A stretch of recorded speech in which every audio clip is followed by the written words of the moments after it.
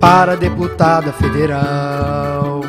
Conte comigo, Mariana, conte 575, 575. Contra a miséria e a desigualdade, Mariana representa a alternativa 575, socialismo e liberdade. É do PSOL! Os candidatos preferidos da mídia, Dilma, Serra, Marina, eles não apresentam as reais soluções para os problemas da população brasileira. Por exemplo, educação. Não há como se discutir melhoria da educação sem discutir financiamento. Por isso, nossa ideia é retomar a reivindicação histórica do movimento de educação, que propõe 10% do PIB para a educação.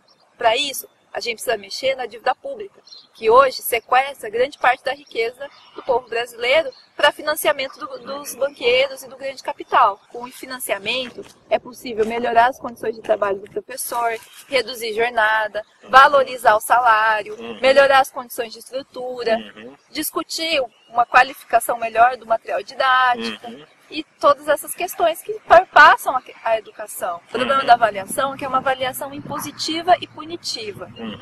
A avaliação ela aparece como uma forma de controle dos professores e dos alunos em torno daquilo que o governo vem impondo enquanto política educacional.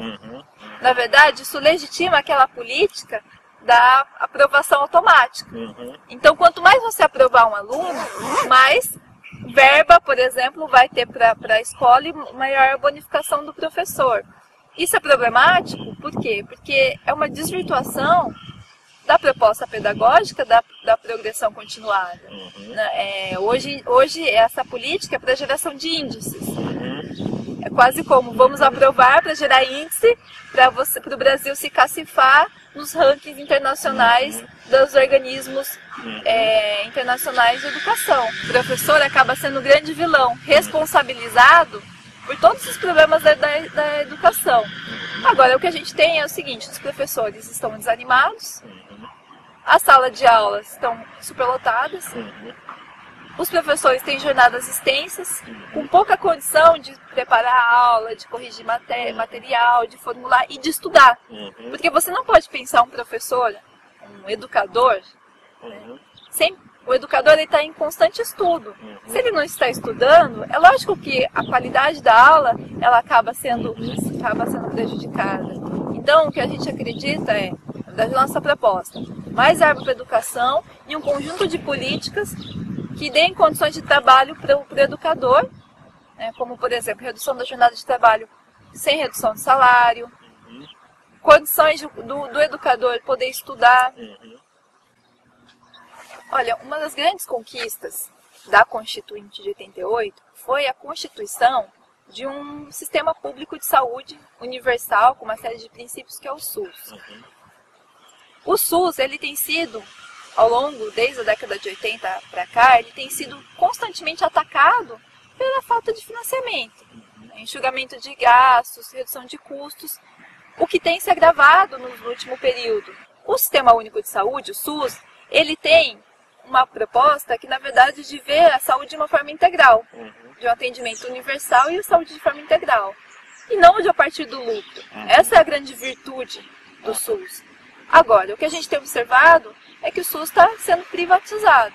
Aqui em Campinas, por exemplo, a gente tem o caso do Ouro Verde, do Hospital Ouro Verde, que foi construído pelo governo Hélio como uma medida muito propagandista, mas que, na verdade, é um hospital construído com verba pública, sustentado com verba pública, que a gerência se dá pela SPDM, que é uma fundação privada ligada à Unifesp.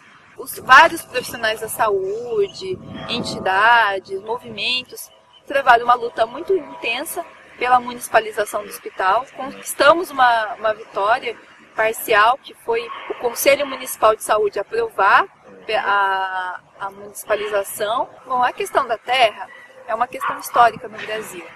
A gente tem uma enorme concentração de terra e, portanto, uma enorme concentração de riqueza. E, ao mesmo tempo, a gente tem uma massa de trabalhadores que não tem como trabalhar. O antigo latifúndio improdutivo está sendo substituído por modernas empresas multinacionais que produzem alguns produtos para exportação, como por exemplo a cana, o eucalipto, pinos, a soja. A monocultura, ela tem causado prejuízos inestimáveis para o meio ambiente, como por exemplo o desgaste do solo, a contaminação dos rios, o uso de agrotóxicos. O uso intenso de agrotóxicos tem se tornado um problema em escala mundial e no Brasil em especial, afinal o Brasil é o maior mercado de agrotóxicos do mundo. Produtos que são proibidos em outros países são legalizados aqui no Brasil, são comercializados livremente e são monopolizados pelas grandes empresas, como a Cargill, a Monsanto, que controlam esse mercado.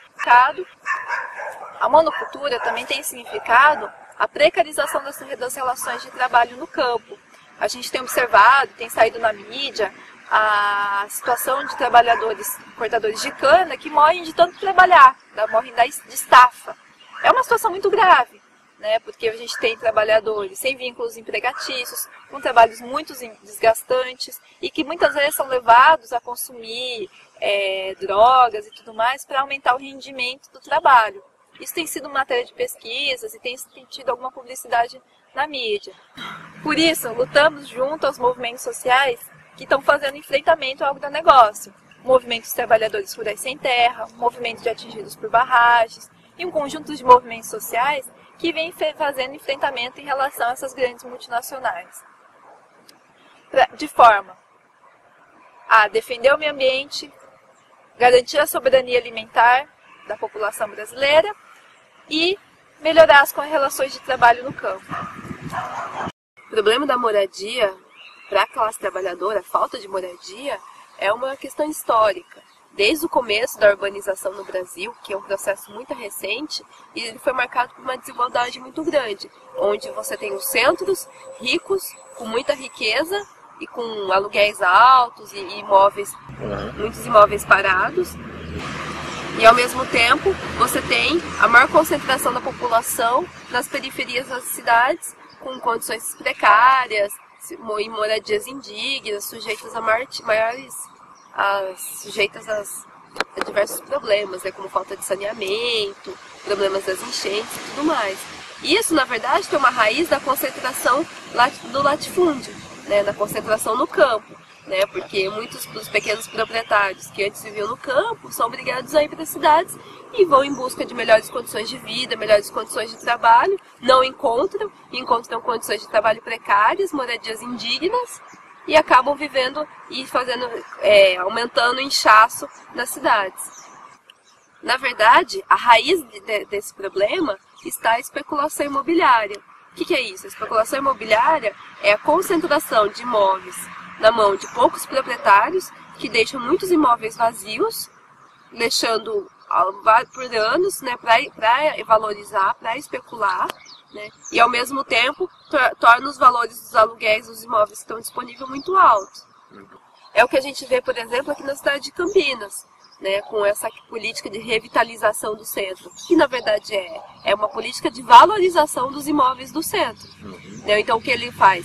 Você valoriza os imóveis através de algumas grandes obras da prefeitura, através de benefícios que a prefeitura coloca, benefícios urbanísticos, e expulsa a população pobre do centro. E é o que a gente tem observado, por exemplo, com tolerância zero, que é uma política de repressão, né, um uso da força física para expulsar os pobres do centro, dando uma ideia de limpeza para que você consiga valorizar os imóveis.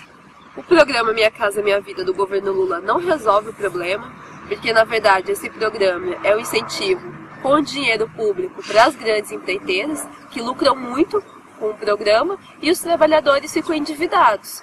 Além disso, o público-alvo do programa são as famílias que têm renda de 3 a 10 salários mínimos, que não é a faixa da população que mais necessita de moradia.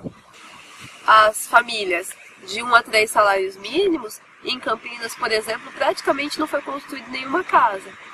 Por isso, nosso apoio à luta do movimento dos trabalhadores sem teto, que vem fazendo uma luta incessante, contrapondo-se ao programa Minha Casa Minha Vida, contra a especulação imobiliária e em defesa de condições dignas de moradia para a população pobre. O que nós temos observado nos últimos anos é a intensificação do ritmo de trabalho, tanto em relação ao processo de trabalho em si, quanto ao número de horas trabalhadas. Muitas empresas usam do recurso do banco de horas, que é uma forma de fazer o trabalhador trabalhar mais horas e não pagar hora extra, com uma promessa futura de que num dia, quando a empresa deixar, ele venha a compensar essas horas com horas de folga. Isso tem impacto sério na vida do trabalhador, como por exemplo, falta de tempo para ficar com a família, falta de tempo de lazer, falta de tempo para estudar, além das doenças ocupacionais que são geradas pelo desgaste do trabalho. Então, em vários lugares, tanto no serviço público, nos hospitais, nas escolas, muito caso de depressão gerado pelo trabalho, nas fábricas, muito caso de Ler-Dort e doenças geradas por esforços repetitivos. Por isso, não dá para discutir a questão do trabalho no Brasil hoje sem discutir a redução da jornada de trabalho, sem a redução de salário. O que daria para as pessoas melhores condições de vida, melhores condições de trabalho e geraria mais empregos. Por isso, a nossa campanha é uma campanha militante, uma campanha de diálogo com a população. Vamos estar passando nas escolas, nas universidades, nas casas, de porta em porta, estabelecendo diálogo com as pessoas que a gente vai encontrar no dia a dia. Nossa campanha está só começando. Vamos precisar do apoio de vocês, porque o nosso projeto é coletivo e depende de muitas pessoas. Acompanhe as atualizações no nosso site. Para deputada federal, conte comigo. Mariana, conte 575, 575. Contra a miséria e a desigualdade, Mariana representa a alternativa 575, socialismo e liberdade. É do PSOL!